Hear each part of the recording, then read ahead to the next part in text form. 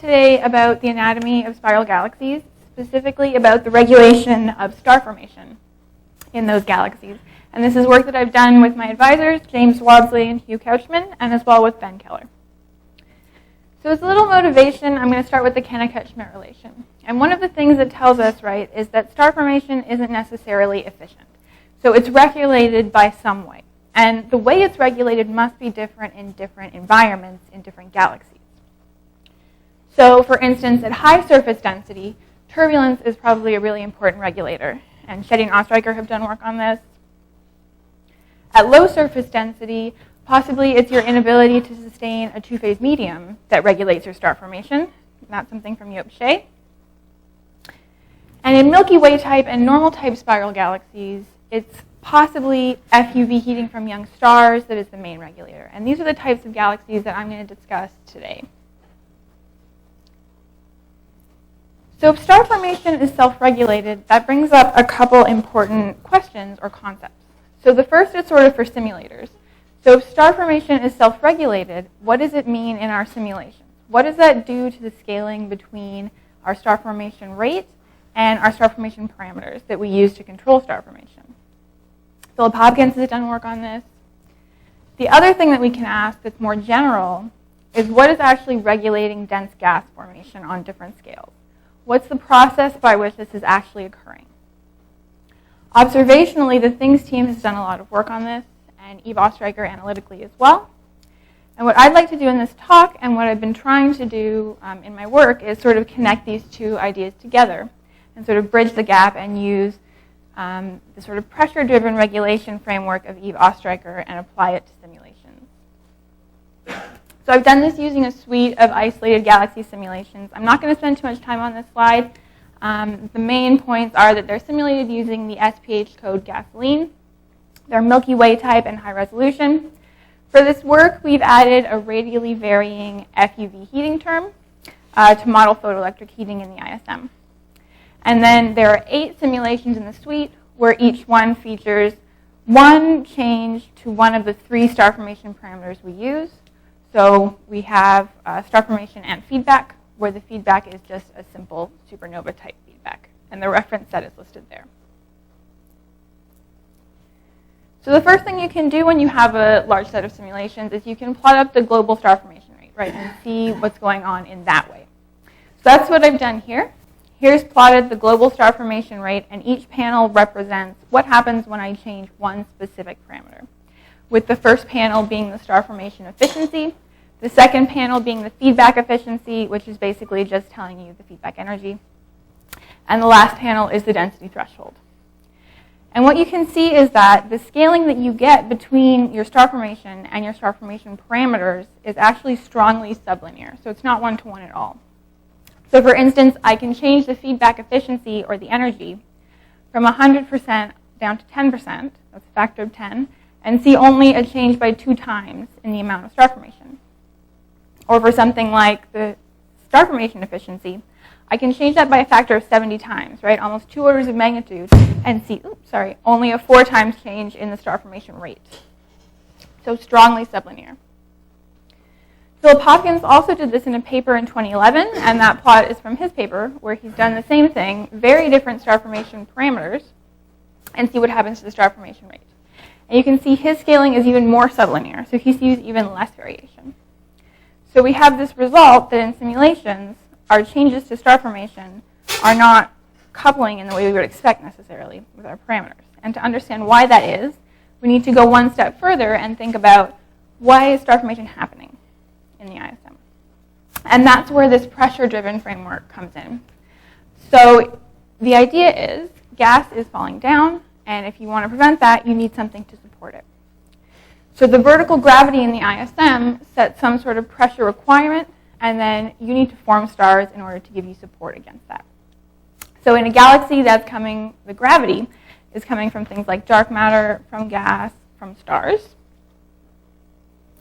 And if you integrate the pressure equation, you can come up with these 3 expressions for those 3 terms. So your pressure that you require to support against gravity from dark matter is related to your rotation curve, your scale height, and your surface density. For gas, it's a function only of your surface density, and then similarly for stars. Okay? And then you need to balance that in some way with some support in the ISM. And that here is going to come from things like turbulence or from thermal pressure. So, and a lot of that stuff is coming from star formation. So to be in equilibrium, the pressure you require must be balanced by the pressure support you have. And your star formation rate should adjust itself so that you have that, that equilibrium. So I can go into my reference simulation that I showed you the parameter set for and plot those quantities and see what that looks like. So plotted on this first side is the pressure you require from your gravity. And plotted on the other side is the pressure support actually present in the ISM. Each line on those plots represents the average over 100 meg-years. Now, the dashed line shows you the total required support you need. And the dotted line shows you the total support you have. And what's exciting is that you can see is that those two lines are equal. So what has happened is you've set some requirement based on your gravity, and your star formation rate has adjusted itself so that you are in equilibrium. And that's what's determining the star formation rate. And the scaling between star formation rate and parameters is sublinear because we've now introduced different dependencies, right? If you remember back to the pressure slide I had before, you've now introduced things like scale height into the equation, which is not linear with star formation. So this is telling us about average behavior. But we can go one step further again and ask, okay, how is this actually happening locally in the ISM? What is actually going on? Here I've plotted 4 different quantities in the ISM, measured at a radius of 4.5 kiloparsecs. The first being the star formation rate, the second being the pressure, the next one is the scale height, and the gas surface density, where now pressure support is in black and pressure required is in blue.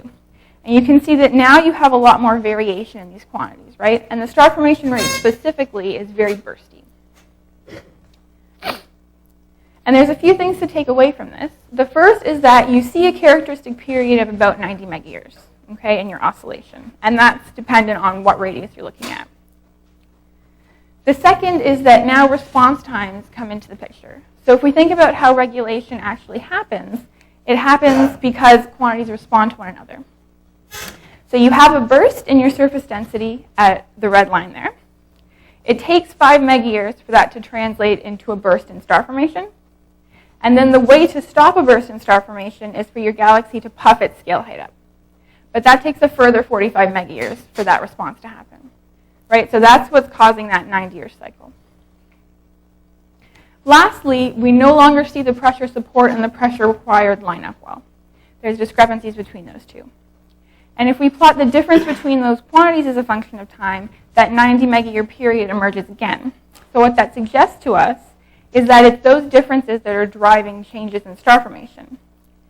And we can then come up with a toy model to help us better understand this a little better. So loosely, you can describe this oscillating behavior as similar to a simple harmonic oscillator.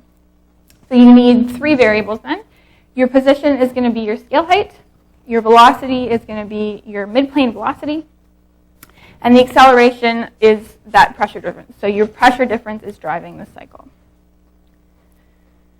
So I can make some assumptions about how star formation and feedback is going on that's similar to what's going on in my simulations. Plug that into the toy model, and this is what comes out. Okay?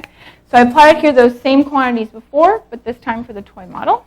And the only thing I've imposed is that 90 meg-year oscillation period of the surface density. The solid line is that reference case with 100% feedback efficiency, and the dashed line is that low feedback efficiency case, 10%. Okay, and you can see that you recover the oscillation of the quantities. Now I can compare this to my actual simulation data. So here, the solid line is what I showed you on the last slide. And now the dashed line is, I've gone into my low feedback galaxy and measured that again. Okay? So you can see that they have similar behavior. But of course, this is a toy model. So it can't help you understand everything better. For instance, it can't really help you understand response times. That's not factored into the model. But what it can do for you is it can reproduce that sublinear scaling. So the total change in star formation rate at the top there is a factor of 2, which is exactly what I recovered when I measured it in my simulation, right? So this toy model is telling us that we're really on the right track with this idea of this pressure difference driving and regulating these changes in star formation. So I'll just leave my conclusions up in the interest of time.